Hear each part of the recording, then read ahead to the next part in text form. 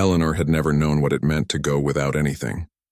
Not once in her 23 years had she worn the same dress twice to an important gathering, or worried about where her next meal would come from, or done a single day of honest work with her own two hands. Her father owned 3 textile mills and had business connections that stretched all the way to London.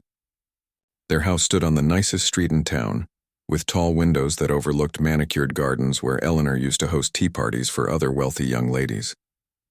They would sit there for hours, discussing fashion and gossip while servants brought them cake and poured their tea. But Eleanor wasn't just spoiled.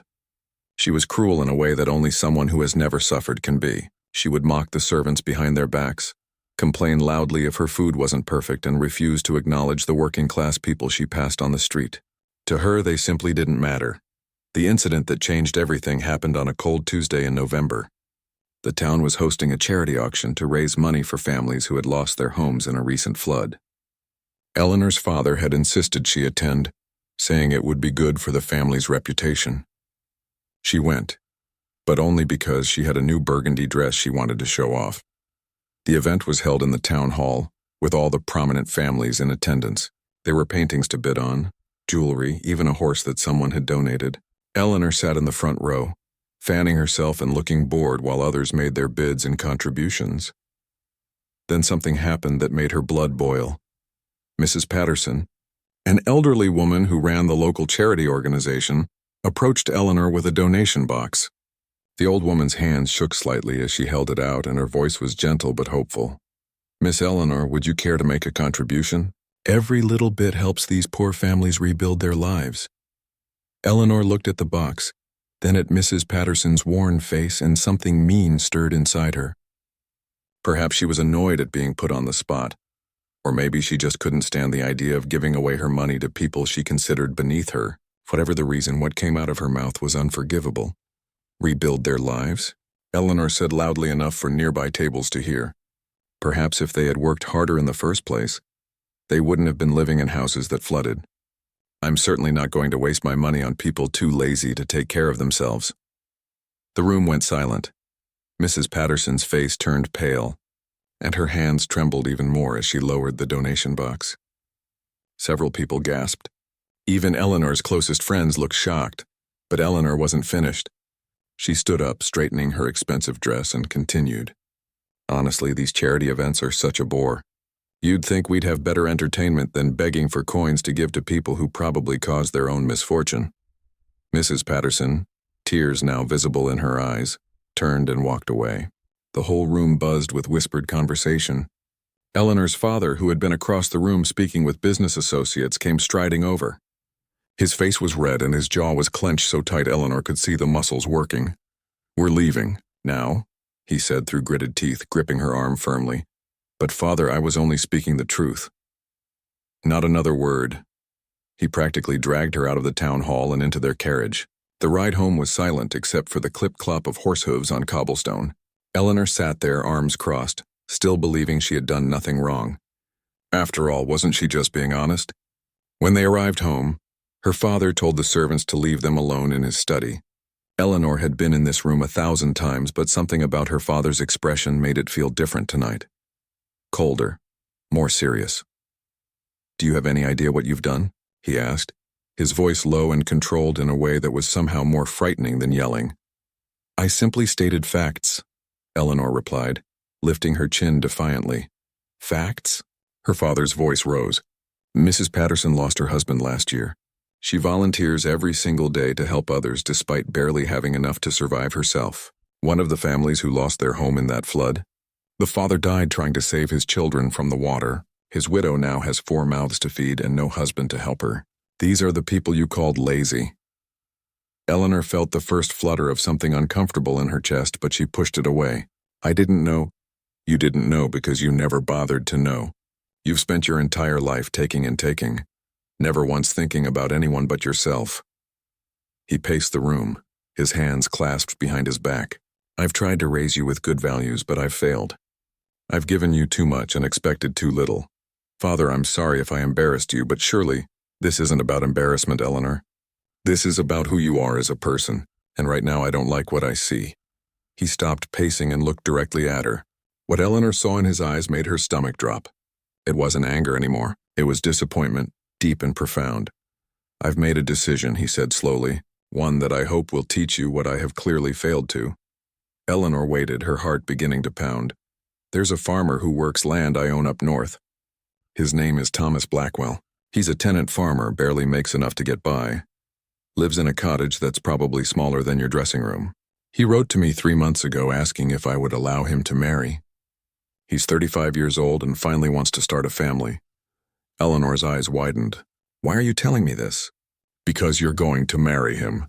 For a moment, Eleanor thought she had misheard. "What?" "You'll go north, marry Thomas Blackwell, and live as a farmer's wife for 1 year. You'll do the work, live in his cottage, and learn what real life is like for people who actually have to work for their survival." "You can't be serious." Eleanor jumped to her feet. "I won't do it. I absolutely refuse." "Then you'll be cut off completely," her father said calmly. "No money, no home, no family. You can try to make it on your own, but I think we both know how that would end." Eleanor felt the room spinning. "Father, please. I'll apologize to Mrs. Patterson. I'll donate money. I'll do whatever you want, just not this. Please don't send me away." Her father's expression softened slightly, but his resolve didn't waver. "This isn't punishment, Eleanor, though I know it feels that way. This is me trying to save you from becoming a person beyond redemption. 1 year, that's all. If after that year you can honestly tell me you've learned nothing and want to come back to this life, then we'll discuss it." Eleanor tried everything. She cried, she begged, she screamed, she pleaded, but her father's mind was made up. Within a week, her trunks were packed, a carriage was arranged, and Eleanor found herself traveling north on dusty roads that got narrower and rougher the farther she went from everything she knew. When the carriage finally stopped 3 days later, Eleanor stepped out into a muddy farmyard. The cottage before her was small and plain, with a thatched roof and walls that looked like they had seen better days. Chickens pecked at the ground nearby, and in the distance she could see fields stretching toward a gray sky. A man emerged from the cottage. He was tall and broad-shouldered, his face weathered by sun and wind, his clothes simple and patched in places. His dark hair had flecks of gray at the temples, and his hands, Eleanor noticed, were rough and scarred from years of labor. "You must be Eleanor," he said quietly. His voice was deep but gentle. "I'm Thomas." Eleanor looked at him, then at the cottage, then at the mud on her expensive traveling boots. In that moment, standing in that farmyard with the smell of animals and earth in her nose, the full weight of what her father had done finally hit her. This was real. This was happening. And for the first time in her privileged life, Eleanor realized she was absolutely terrifyingly helpless. The first night in Thomas's cottage, Eleanor couldn't sleep. The bed was nothing like the feather mattress she was used to. It was thin and lumpy, and she could feel every wooden slat beneath it. Outside, strange sounds filled the darkness. Animals she couldn't identify making noises she'd never heard. An owl hooted somewhere close by, making her jump. Back home, the only sounds at night were the distant clip-clop of carriages and the occasional bark of a neighbor's dog. Thomas had been kind enough, showing her around the small cottage. There were only 2 rooms. One served as kitchen, dining area, and sitting room all combined. The other was a bedroom barely large enough for the bed and a small chest of drawers. There was no separate room for bathing, no servants' quarters, no parlor for receiving guests. This was it. This was everything. When dawn broke, Eleanor was still wide awake, staring at the ceiling. She heard Thomas moving around in the other room, and soon the smell of something cooking reached her nose. She got up, still wearing the nightgown she'd brought from home, and stepped into the main room. Thomas was at the stove, frying eggs in a pan. He looked over his shoulder when he heard her. "Morning. Breakfast will be ready soon. There's water in the basin if you want to wash up." Eleanor looked at the small basin of cold water sitting on a table near the door. At home, servants brought her hot water scented with lavender. She was expected to wash her face in this? She dipped her fingers in and gasped. It was freezing. "Well, go on then," Thomas said, not unkindly. "Day's already started." "I've got work to do in the fields, and you'll need to tend to things here." "Tend to things?" Eleanor repeated. Thomas slid eggs onto 2 plates and brought them to the rough wooden table. "The chickens need feeding. There's laundry that needs doing. Bread needs baking. Garden needs weeding. The usual." Eleanor sat down slowly, staring at the plate in front of her. The eggs looked greasy. nothing like the delicate omelets her cook used to make. I don't know how to do any of those things. Thomas looked at her for a long moment, then nodded. I figured as much. Well, you'll learn. Not much choice in it, really. After breakfast, which Eleanor barely touched, Thomas showed her where the chicken feed was kept and demonstrated how to scatter it for the birds. It seemed simple enough until one of the roosters charged at her, flapping and making a terrible noise. Eleanor screamed and ran back to the cottage, her heart pounding. Thomas, who had been heading to the fields, turned around and walked back. He won't hurt you. Just wants his food. You've got to stand your ground. I can't do this, Eleanor said, tears forming in her eyes. I can't. You can and you will, Thomas said, his voice firm but not harsh. Now go back out there and feed those chickens. I'll be in the east field if you need me. And just like that, he walked away, leaving Eleanor standing there with a bucket of feed and a yard full of chickens that suddenly seemed like tiny demons. It took her 3 tries, but she finally managed to scatter the feed without running away. Her hands were shaking and she felt ridiculous for being afraid of birds, but she'd done it. It was a tiny victory, but it was something. The rest of the morning was a disaster. She tried to do the laundry the way Thomas had explained, filling a large tub with water from the well and heating it over the fire. But she couldn't figure out how to work the washboard properly. Her hands hurt.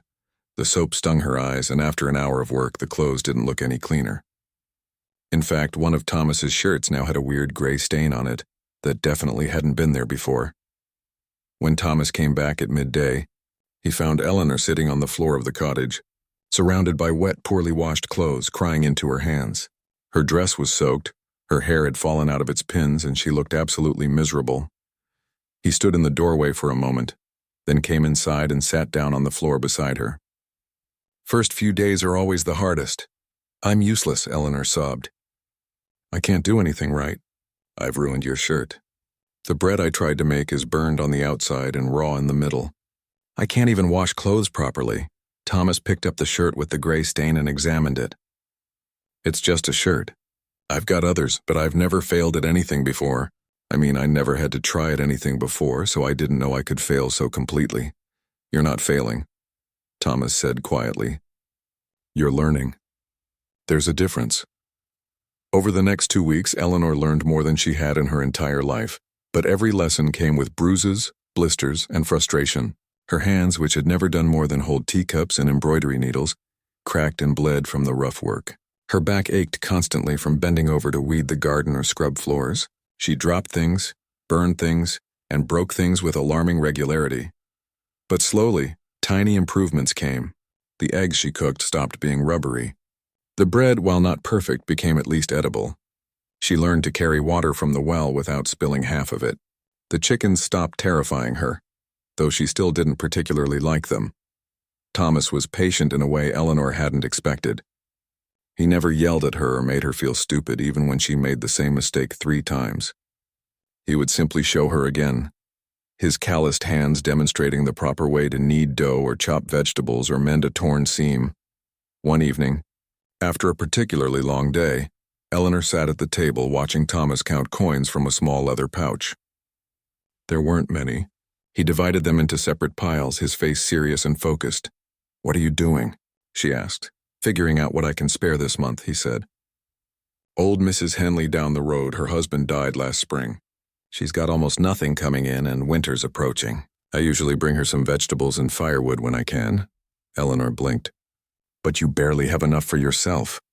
Thomas looked up at her, surprised that she'd noticed. I've got enough. She's got nothing. That's just how it is. But that's your money. You worked for it. Money's just money, Thomas said, shrugging. What good is it if you don't use it to help people when you can? Eleanor thought about all the money she'd spent on dresses she wore once, on jewelry she never really looked at, on things she didn't need and forgot about within days. She'd never once thought about giving any of it away to someone who actually needed it. The next day, Thomas took Eleanor with him to deliver supplies to Mrs. Henley. The old woman lived in a cottage even smaller than Thomas's, with a roof that leaked and windows that didn't close properly. When she opened the door and saw Thomas standing there with a basket of vegetables and a bundle of firewood, her wrinkled face lit up with such genuine joy that Eleanor felt something twist in her chest. Thomas, you're too kind, Mrs. Henley said, her voice wavering. I don't know how to thank you. No thanks needed, Thomas said, carrying the firewood inside. Just checking in, making sure you're all right. Mrs. Henley invited them in for tea, which was just hot water with a few dried herbs since she had no actual tea leaves. But she served it in chipped cups with such pride and gratitude that Eleanor felt ashamed of every time she'd complained about tea not being hot enough or sweet enough or served at exactly the right time. On the walk back, Eleanor was quiet. Thomas glanced at her occasionally but didn't push her to talk. Finally, as they neared the cottage, she spoke. "You do this often? Help people like that?" "When I can," Thomas said simply. "Most of us around here don't have much. If we don't look out for each other, who will?" That night, Eleanor lay in bed thinking about everything she'd seen and learned since arriving. For the first time, she felt something that she'd never really experienced before. Shame. Real, deep shame for the person she'd been. But mixed with that shame was something else. Something that felt almost like respect for the man in the other room who had so little, but gave so freely. She thought about her father's words the night he'd told her about this arrangement. He'd said it wasn't punishment, though it felt that way. He'd said he was trying to save her from becoming a person beyond redemption. As she finally drifted off to sleep, Eleanor wondered if maybe, just maybe, he'd been right. Autumn arrived with golden light and cooler mornings. Eleanor had been at the farm for nearly 3 months now, and something strange had happened. She'd stopped counting the days until she could leave. Her hands no longer bled when she worked. Instead, calluses had formed, rough patches on her palms that she sometimes caught herself looking at with odd pride. She could carry 2 buckets of water from the well without stopping to rest. The bread she baked actually tasted good. Thomas had said so, and he wasn't the type to offer false compliments. One morning, she woke before dawn and found Thomas already up, preparing to head to the fields. Without thinking about it, she got dressed and followed him outside. "What are you doing?" he asked, surprised to see her with her boots on and a shawl wrapped around her shoulders. "Coming with you," Eleanor said. "You're always working alone. Maybe I can help." Thomas looked like he wanted to argue, but instead he just nodded and handed her a spare pair of work gloves. "All right then, but it's hard work." "Don't say I didn't warn you." He wasn't lying. Harvesting vegetables was backbreaking work. Hours of bending, digging, pulling, and carrying. But there was something satisfying about it that Eleanor had never experienced before. At the end of the day, she could look at baskets full of potatoes and carrots and turnips and know that her own hands had pulled them from the earth. Back home, food just appeared on plates. She'd never once thought about where it came from or who had worked to grow it. During a break, they sat at the edge of the field, sharing water from a canteen.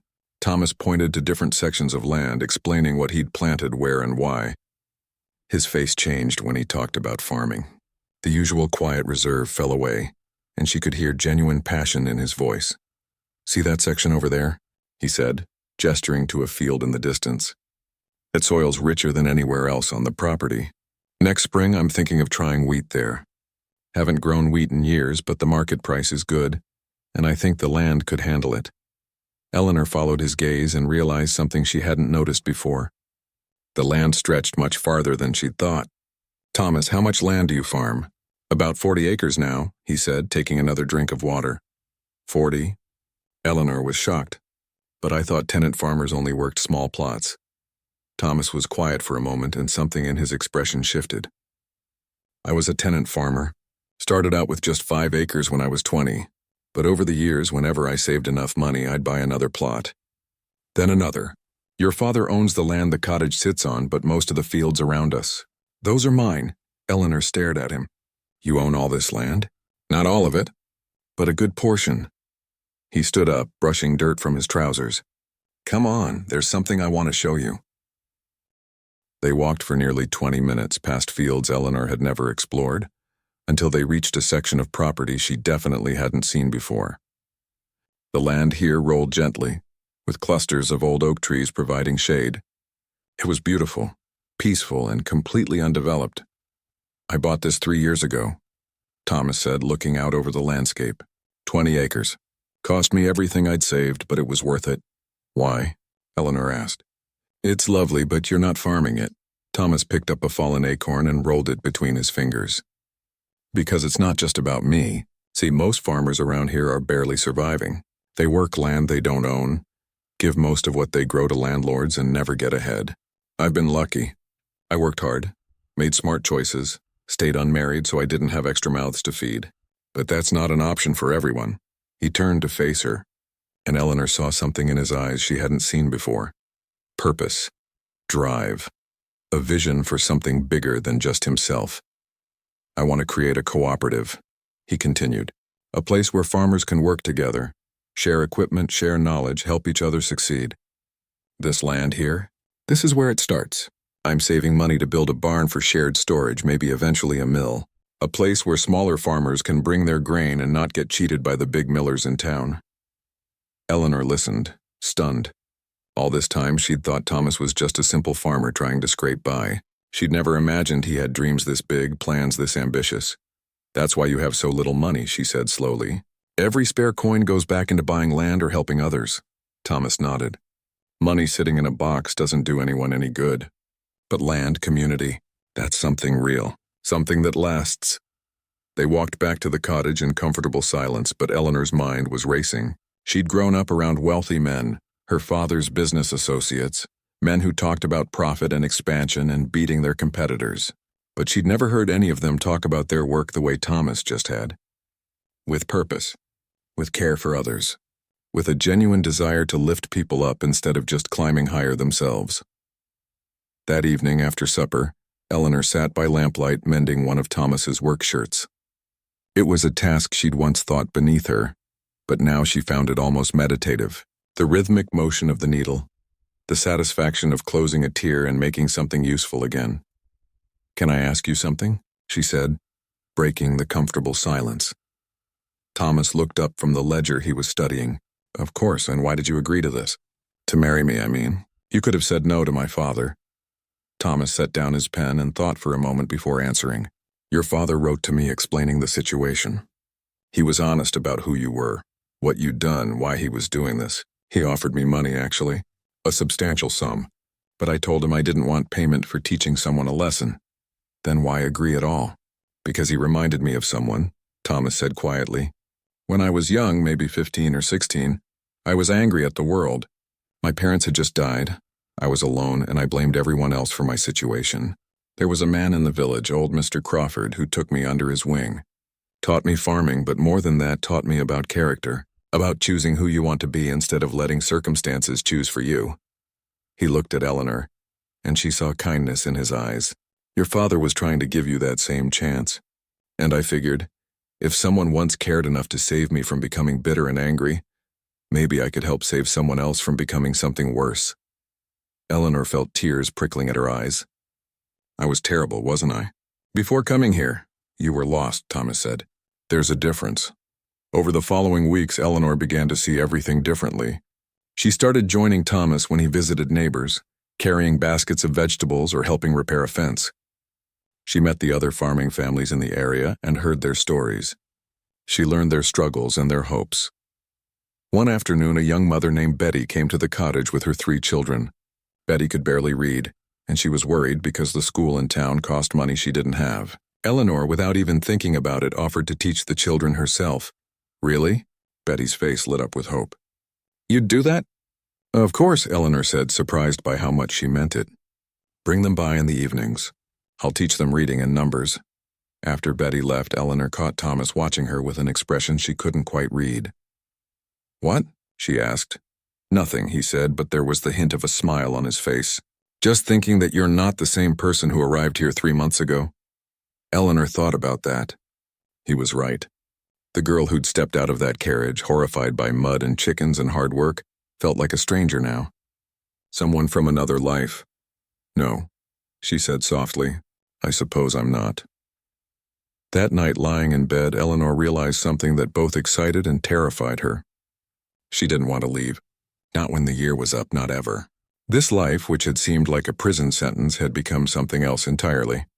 It had become real in a way her old life never was. And Thomas, the poor farmer she'd been sent to as punishment, had become someone she respected more than anyone she'd ever known. Someone whose quiet strength and unwavering principles made her want to be better. Someone who saw value not in what you owned, but in what you gave. She'd come here thinking she was being sent to the poorest man in the county, but lying there in the darkness, listening to the familiar sounds of the countryside that had once frightened her, Eleanor realized something profound. Thomas might have less money than anyone she'd known before, but he was richer in every way that actually mattered. Winter came early that year, hitting hard and fast. One morning, Eleanor woke to find everything covered in a thick layer of frost. The water in the basin had a thin sheet of ice on top, and she could see her breath in the bedroom air. Thomas was already up, standing by the window with a worried expression that immediately put Eleanor on edge. She wrapped a blanket around her shoulders and joined him. "What's wrong?" "Look at the garden," he said quietly. Eleanor looked. The vegetables they'd carefully tended were drooping, blackened by frost. Weeks of work, destroyed in a single night. "It's too early for a freeze this hard," Thomas said, running a hand through his hair. "I should have covered them better, but I thought we had more time." Over the next few days, the situation became clear. The early freeze had damaged crops all over the area. But worse than their own loss was what it meant for the families who depended on Thomas's generosity. The vegetables stored in the root cellar were meant to be distributed throughout winter. Now there wasn't enough. Eleanor watched Thomas struggle with the decision of how to ration what they had. He sat at the table every night, making lists, crossing things out, redoing calculations. She could see the weight of it pressing down on him. "We need to move everything to the old storage shed," he finally decided, "the one near the east field. It's better insulated, might save what we have left." The work began that very night. It couldn't wait because another hard freeze was coming. Thomas loaded a wagon with crates of vegetables while Eleanor wrapped each one carefully in old blankets and straw for insulation.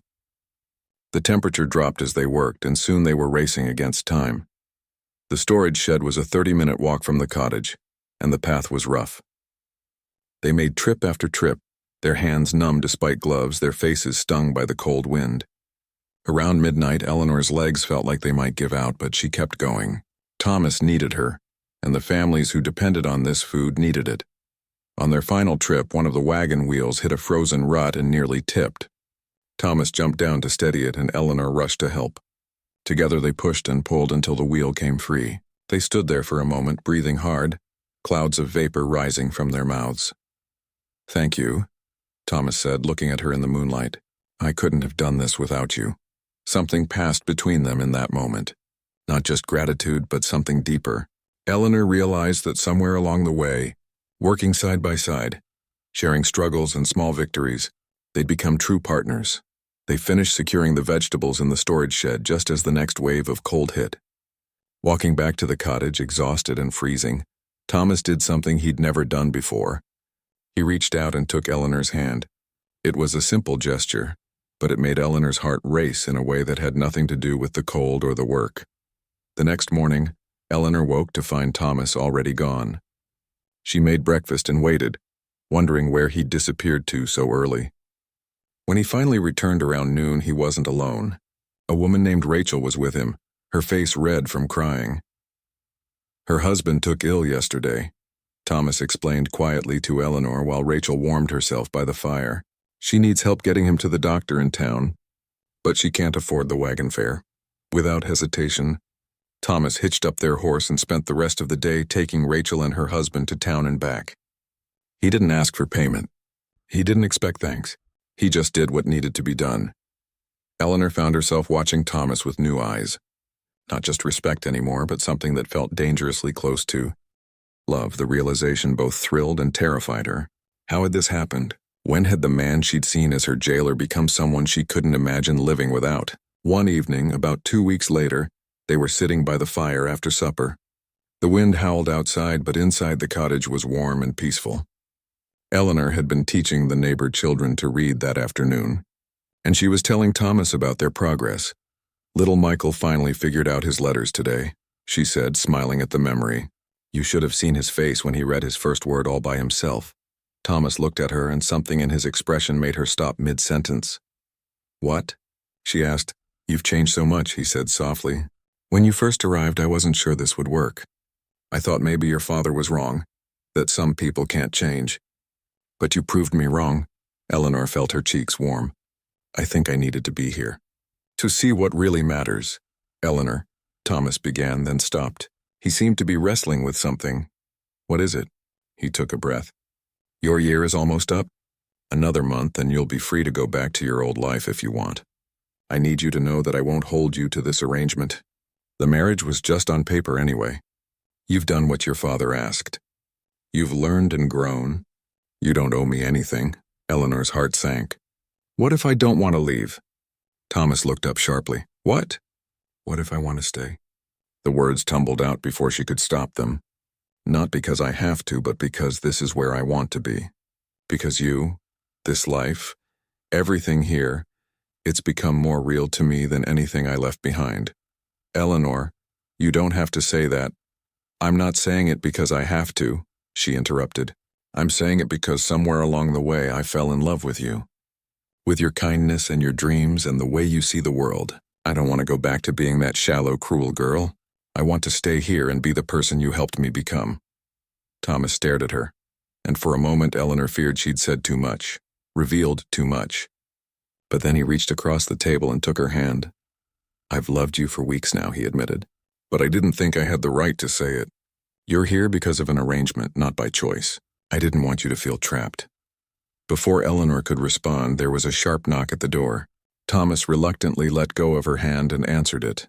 A man stood there, well-dressed and official-looking, holding a leather case. I'm looking for Thomas Blackwell. That's me. My name is Mr. Harrison. I'm a surveyor working for the Northern Railway Company. I apologize for the late hour, but I've been trying to track you down for weeks. May I come in? Thomas and Eleanor exchanged confused glances, but he stepped aside to let the man enter. Mr. Harrison set his case on the table and pulled out several rolled documents. Mr. Blackwell, I've been conducting surveys for a new railway line through this region. During my assessment, I discovered something unusual about several parcels of land you own, particularly the 20 acres you purchased 3 years ago. What about it? Thomas asked, tension creeping into his voice. Mr. Harrison spread out a map on the table. Your land sits on top of significant deposits of limestone and clay. High-quality materials, very valuable. The railway company would like to negotiate mineral rights. We'd need to do some mining operations, but we'd compensate you substantially for the access. Thomas leaned over the map, studying it carefully. How substantially? Mr. Harrison named a figure that made Eleanor gasp. It was more money than she'd ever heard anyone talk about outside of her father's business associates. It was enough to transform Thomas from a working farmer into one of the wealthiest landowners in the entire county. The room fell silent, except for the crackling of the fire. Thomas slowly straightened up, looking at the surveyor, then at Eleanor, then back at the documents on the table. I need time to think about this, Thomas said finally. Of course, Mr. Harrison said, but the company will need an answer within 2 weeks. This is a very generous offer, Mr. Blackwell. I strongly encourage you to consider it seriously. After the surveyor left, Thomas and Eleanor sat in stunned silence. The cottage that had felt so warm and cozy moments ago now felt different. The future that had seemed so clear just minutes earlier was suddenly clouded with new possibilities and questions. Thomas, Eleanor said quietly, this changes everything, does it? He asked, looking at her intently. That much money, you could do anything. Go anywhere. Thomas took her hand again, holding it tightly. The only thing I want is already sitting right here. Thomas spent 3 days thinking about the railway company's offer. Eleanor watched him pace the fields, sit up late studying the surveyor's maps, and stare into the fire with a distant look in his eyes. She didn't push him to talk about it. This was his decision to make. On the third evening, he finally spoke. I'm going to accept their offer, he said, but with conditions. Eleanor set down the sock she was mending. What kind of conditions? They can have access to the limestone and clay deposits, but only on the 20 acres where it won't disrupt active farmland. The mining has to be done in a way that doesn't poison the soil or the water, and they have to hire local men for the work, not bring in outside labor. Eleanor smiled. Of course, Thomas would think of the community first. That sounds fair. The money, Thomas continued, his voice thoughtful. It's more than I ever imagined having. Enough to build the cooperative I've been dreaming about. A proper one, with equipment and storage facilities. Enough to help every struggling farmer in the region get on their feet. And enough for you too, Eleanor added gently. You've given so much to others, Thomas. It's all right to keep some for yourself. He looked at her and she saw uncertainty in his eyes. Will you help me? I don't know the first thing about managing this kind of money or setting up a proper business, but you grew up around that world. You understand how these things work? Eleanor's heart swelled. Of course I'll help you. We'll figure it out together. The next week, Mr. Harrison returned with a team of lawyers. Thomas negotiated firmly, making sure every condition was written into the contract. The railway company agreed to everything. They needed the minerals badly enough that Thomas's terms were acceptable. When the first payment arrived, Thomas stared at the bank draft for a long time. Then he carefully folded it and put it in his desk drawer. Doesn't feel real yet, he said, but it became real quickly. Word spread through the community about Thomas's good fortune, and people's reactions revealed their true character. Some were genuinely happy for him, others became jealous or suspicious. A few even tried to take advantage, showing up with sob stories and requests for money. Thomas handled it all with the same steady wisdom Eleanor had come to admire. He helped those who truly needed it but wasn't foolish about it.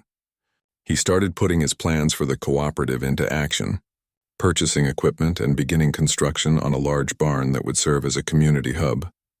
Then, one cold morning in early spring, a fancy carriage arrived at the cottage. Eleanor's father stepped out, looking around at the muddy farmyard with an expression she couldn't quite read. Eleanor hadn't seen him in nearly a year. She walked out to meet him, suddenly aware of how different she must look. Her dress was simple and worn, her hands rough from work, her hair pulled back in a practical bun instead of the elaborate style she used to wear. "Father," she said, her voice steady. He studied her face for a long moment. "You look well." "Different, but well. Come inside. I'll make tea." In the cottage, her father sat at the rough wooden table while Eleanor prepared tea the way she'd learned. Nothing fancy, just simple and warm. Thomas came in from the fields and after introductions joined them. "I came to bring you home," her father said, looking at Eleanor. "Your year is complete. You've fulfilled your obligation." Eleanor glanced at Thomas, then back at her father. "I'm not coming home," her father's eyebrows rose. "I heard about the mineral discovery, about the money. I imagine that changes things." "It doesn't change anything," Eleanor said firmly. "I decided to stay before we knew about the deposits. This is my home now. Thomas is my husband, not just on paper, but in every way that matters. I love him and I love this life." Her father sat back, studying them both. "You really have changed." "You were right," Eleanor admitted. "I was becoming someone terrible, someone beyond redemption, but you gave me a chance to see what really matters, to understand that wealth isn't about money, it's about character and purpose and caring for others." Her father was quiet for a moment, then something softened in his expression. "I had my doubts, you know. I worried I'd made a mistake, that I'd been too harsh. But seeing you now, hearing you talk like this, I think perhaps it was the best decision I ever made." "It was," Eleanor said, reaching across the table to take Thomas's hand. "It saved me." To Eleanor's surprise, her father smiled. Then he reached into his coat and pulled out an envelope. "I brought this for you. A wedding gift, though I know I'm a year late." Inside was a substantial bank draft. Thomas tried to refuse it, but Eleanor's father held up his hand. "Please, let an old man make amends for the way he raised his daughter. Use it for your cooperative or whatever good work you're planning. From what I've heard, you'll put it to better use than I ever did." Over the next few months, the cooperative took shape. Thomas designed it to be exactly what he'd dreamed of, a place where farmers could share equipment, pool resources, and learn from each other. He hired good people to help run it, including several men who'd been struggling to find steady work. Eleanor became involved in every aspect, using the business knowledge she'd absorbed growing up to help organize the finances and operations. She also started a small school in one corner of the cooperative's main building, teaching reading and arithmetic to children whose families couldn't afford town school fees. One evening, as they walked through the fields together watching the sunset, Thomas stopped and turned to Eleanor. "I want to do this properly," he said. "We got married as part of an arrangement, not out of love. I want to change that." He got down on one knee right there in the muddy field and Eleanor's heart started racing. "Eleanor, will you marry me? Not because your father says so, not because of any obligation, but because we choose each other, because we want to build a life together." Tears streamed down Eleanor's face as she nodded. "Yes, 1,000 times yes."